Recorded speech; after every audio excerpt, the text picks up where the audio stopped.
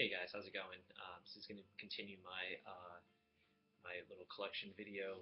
This is going to be C, E, D, and F. So four letters, get out of the way. First off, what's playing is Yo La Tengo's Fade. Probably one of my favorite albums of 2013. Really love it, and yeah, definitely recommend it. So first off, we're going to do is Churches. This is The Bones of What You Believe. I keep saying this, but I don't buy a ton of brand new albums. So most of what is brand new is stuff that I really liked. So this is one of them from 2013. Again, one of my probably top five or top three even of 2013. Loved it. I'm not a huge electronic fan, or electronica, whatever you want to call it. But this was one that I just loved from right when I heard.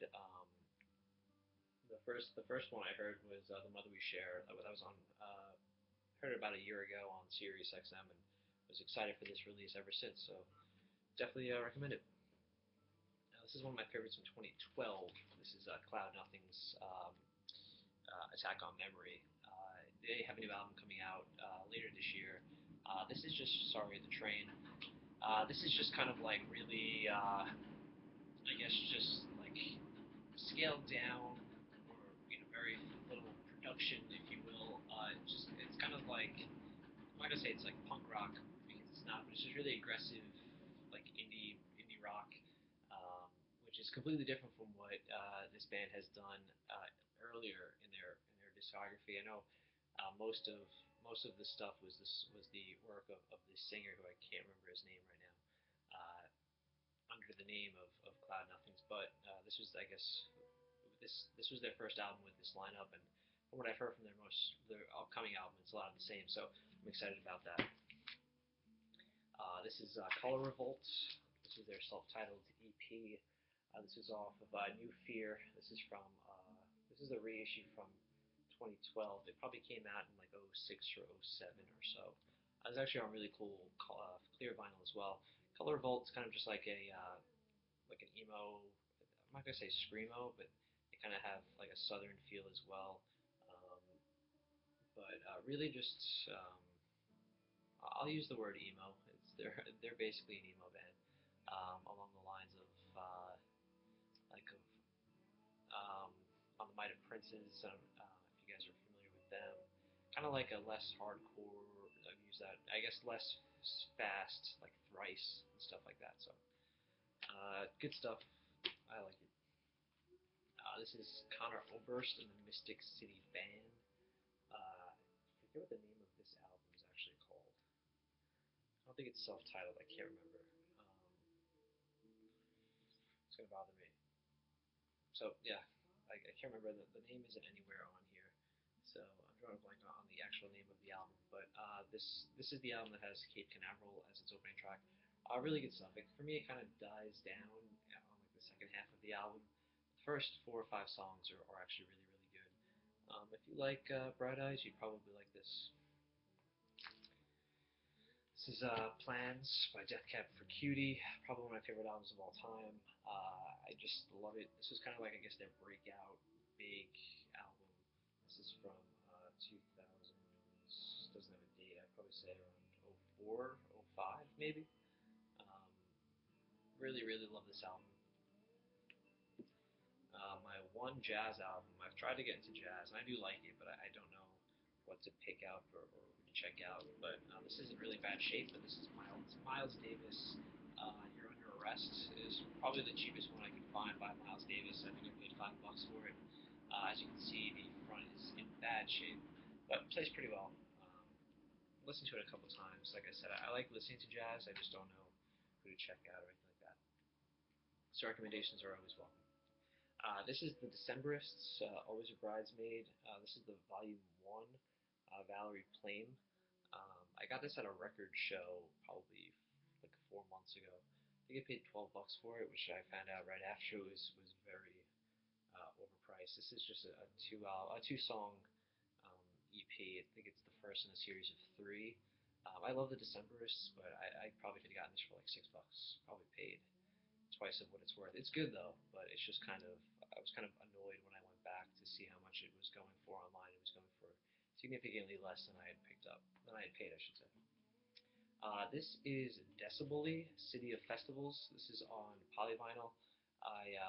They had a sale around Christmas time, and it was for like $5. You just got a mystery LP or something like that, and this is what I got.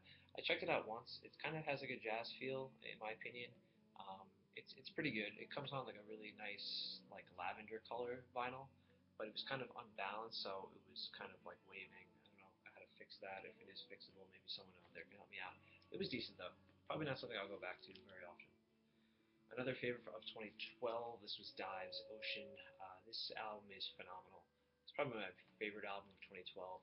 Um, it's from start to finish. It's just fantastic. They have also have an album coming out as well this year on Captured Tracks.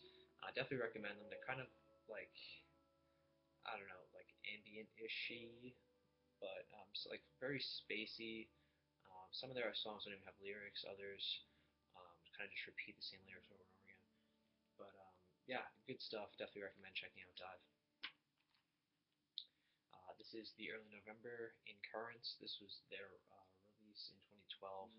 It was their first album, I would say, about, I don't know, 6 years or so. They had broken up and reunited and released this. It's not a bad album. It's just not what their older stuff is. And for me, they're one of my favorite bands as you know, a teenager growing up. So I was actually at the album. I was actually at their last show and their first show when they announced this album. Um, it's good. It's just kind of straightforward, and it's just like a mature version of what they had released when they were younger. It's not bad though. And this is again early November. The Room's Too Cold. This is the 10-year anniversary edition of this album. I can't believe it's 10 years old, to be honest. Um, very good. It comes on a really cool, like lime green, I guess I would say, with some white and black sprinkled in on the vinyl. It came with the CD as well, which I already had, but it's good. Last two are both Elliott Smith. This is Kill Rock Stars. Um, Actually, no, I'm sorry. I read this The Spine, and that is the his label. This is just his self-titled. I'm sorry, that was embarrassing. I started really getting into Elliott Smith over the last year or so, and really, really, really like him. Um, this was, I guess, his first album. I'm not sure exactly. I'm pretty sure though. This is good, but I personally like this next one, Either or War. These are both re-releases or reissues. Um, yeah, Elliott Smith is just fantastic. I'm sure there's no reason for me to try and do him justice. I'm sure everyone out there knows how brilliant he was. And it's a shame that we didn't get more from him. I actually was just watching Good Will Hunting, and he soundtracks most of that movie, so that was cool too. I never really realized it, and I was reading about it online, and I think he actually won an Academy Award for it. So either or is fantastic. So that's C, D, E, and yeah, C, D, E. I think I said F, but I guess I'll keep it.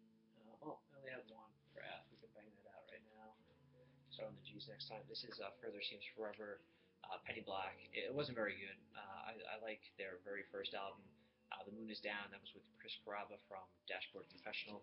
He was back for this. That was his only album with the band before leaving for Dashboard, and then he came back for this.